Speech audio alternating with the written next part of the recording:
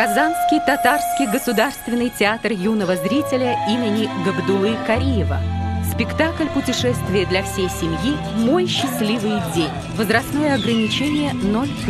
Режиссер Екатерина Гороховская. Уфимский татарский государственный театр «Нур». Романтическая драма на татарском языке «Страна Айгюль». Возрастное ограничение 16+. Режиссер Зинур Сулейманов. Мордовский государственный национальный драматический театр. Драма «Ирзя. Летящий к свету». Возрастное ограничение 12+. Режиссер заслуженный деятель искусств Республики Калмыкия. Заслуженный деятель искусств Российской Федерации Борис Манжиев. Уфимский театр юного зрителя. Военная драма «Прости меня». Возрастное ограничение 12+. Режиссер народный артист Республики Башкортостан Владимир Епифанов.